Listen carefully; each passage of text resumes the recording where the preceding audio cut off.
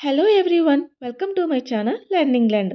మనం daily routine లైఫ్లో use చేసే కొన్ని తెలుగు వర్డ్స్ని ఇంగ్లీష్లో ఎలా చెప్పాలో ఈరోజు వీడియోలో చూసేద్దామండి.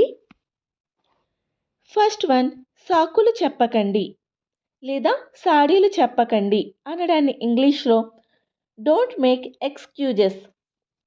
Don't make excuses. ఎక్స్క్యూజెస్ అంటే సాకులు, డోంట్ అంటే వద్దు. So don't make excuses.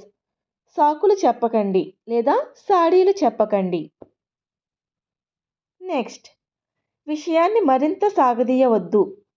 ఏదైనా విషయాన్ని మరింత సాగదీయవద్దు. In English don't stretch the matter further. Don't stretch the matter further. Stretch అంటే సాగదీయడం, మ్యాటర్ అంటే విషయం, ఫర్దర్ అంటే మరింతగా. So don't stretch the matter further. విషయాన్ని మరింత సాగదీయవద్దు లేదా ఏదైనా విషయాన్ని ఎక్కువగా మాట్లాడవద్దు. నెక్స్ట్, అంత ఖరీదుగా ప్రవర్తించవద్దు. అంత ఖరీదుగా ప్రవర్తించవద్దు లేదా ఎక్కువ డబ్బు ఖర్చు చేయొద్దు అనడాన్ని ఇంగ్లీష్లో don't act so pricey. Don't act so pricey. Act అంటే ప్రవర్తించడం, ప్రైసీ అంటే ఖరీదుగా. So don't act so pricey. Next, అక్కడికి వెళ్ళడం వల్ల ఉపయోగం లేదు. అక్కడికి వెళ్ళడం వల్ల ఉపయోగం లేదు. In English it's no use going there. Use అంటే ఉపయోగం, గోయింగ్ అంటే వెళ్ళడం, దేర్ అంటే అక్కడ. So it's no use going there. అక్కడికి వెళ్ళడం వల్ల ఎటువంటి ఉపయోగం లేదు. నెక్స్ట్, నాకు నిద్ర వస్తుంది. నాకు నిద్ర వస్తుంది. In English I am feeling sleepy. I am feeling sleepy. Sleepy అంటే నిద్ర, ఫీలింగ్ అంటే అదొక భావన లేదా అనుభూతి. ఐ యామ్ ఫీలింగ్ స్లీపీ, నాకు నిద్ర వస్తుంది. నెక్స్ట్, అతన్ని లేదా ఆమెను దుర్భాషలాడకండి లేదా అతన్ని లేదా ఆమెను తిట్టకండి. In English don't abuse him or her. Don't abuse అంటే తిట్టకండి, అబ్యూజ్ అంటే తిట్టడం, హిమ్ అంటే అతడు, హెర్ అంటే ఆమె. So don't abuse him or her. Next, దయచేసి నన్ను ఇబ్బంది పెట్టకండి. దయచేసి నన్ను ఇబ్బంది పెట్టకండి. In English please don't embarrass మీ.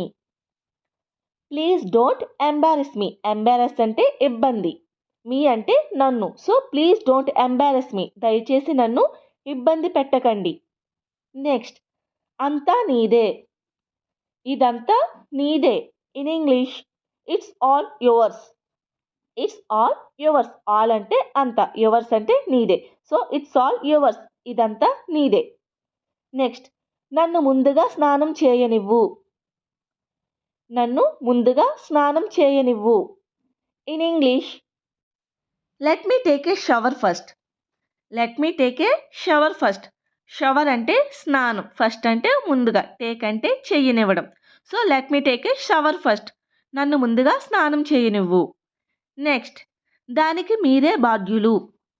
దానికి మీరే బాధ్యులు. In English you are responsible for that.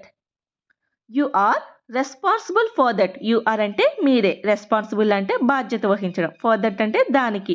So you are responsible for that. Next, అతన్ని అడగడం వల్ల ఎటువంటి ప్రయోజనం లేదు లేదా అతన్ని అడగడం వల్ల ఎటువంటి ఉపయోగం లేదు. In English it's no use asking him. It's no use asking him. Asking అంటే అడగడం, హిమ్ అంటే అతన్ని. So it's no use asking him. అతన్ని అడగడం వల్ల ఎటువంటి ప్రయోజనం లేదు. నెక్స్ట్, మా వెంట రండి. మా వెంట రండి. In English come with us. Come with us. Come అంటే రావడం, అజ్ అంటే మా. సో కమ్ విత్ అస్, మా వెంట రండి. నెక్స్ట్, మీరు నా నుంచి తప్పించుకోలేరు.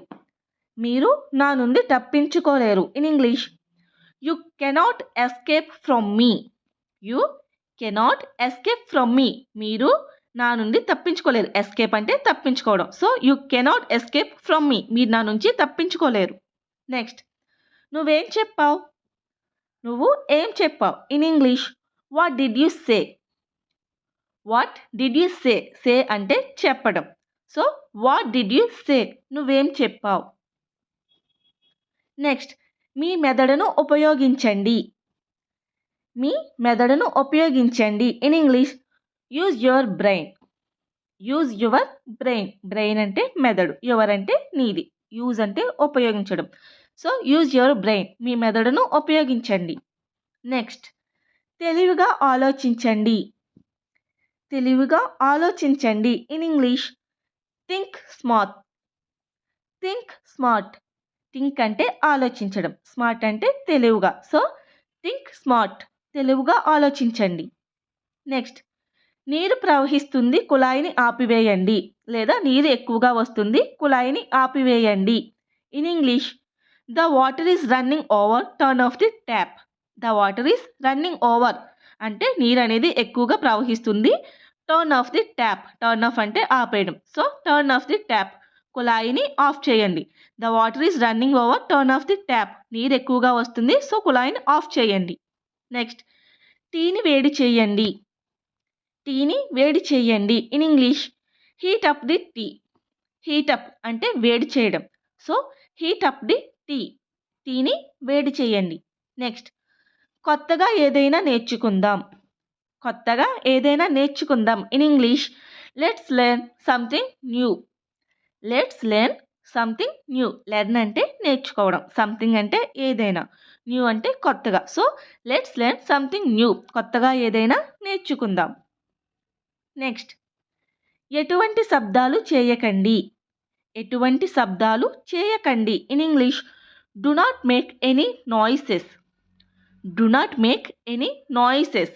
ఎనీ అంటే ఎటువంటి, నాయిసెస్ అంటే శబ్దాలు. So do not make any noises. Next, నేను నిన్ను ఒక విషయం అడగవచ్చా. నేను నిన్ను ఒక విషయం అడగవచ్చా. In English can I ask you something. Can I ask you something. Ask అంటే అడగడం, సంథింగ్ అంటే ఏదైనా. So can I ask you something, నేను నిన్ను ఒక విషయం అడగవచ్చా. నెక్స్ట్, అంత అమాయకంగా ఉండకండి. అంత అమాయకంగా ఉండకండి. In English don't be so naive. Don't be so naive. Be అంటే బీ అంటే ఉండడం. సో అంటే అంతగా, నాయివ్ అంటే అమాయకంగా. So don't be so naive, అంత అమాయకంగా ఉండకండి. నెక్స్ట్, అర్థమయ్యిందా. మీకు అర్థమయ్యిందా. In English did you get it. Simply did you get it. Get it అంటే అర్థమయ్యిందా. Did you get it. Get it అంటే పొందడం అని కూడా వస్తుందండి. సో సింపుల్గా డిడ్ యూ గెట్ ఇట్, మీకు అర్థమయ్యిందా. సో చూసారు కదండి, ఈరోజు మనం డైలీ రొటీన్ లైఫ్లో యూజ్ చేసే కొన్ని వర్డ్స్ అనేవి. మరిన్ని వీడియోస్ కోసం మీరు నా ఛానల్ని లైక్ అండ్ సబ్స్క్రైబ్ చేసి పక్కనే ఉన్న బెల్ ఐకాన్ క్లిక్ చేయండి. Thank you so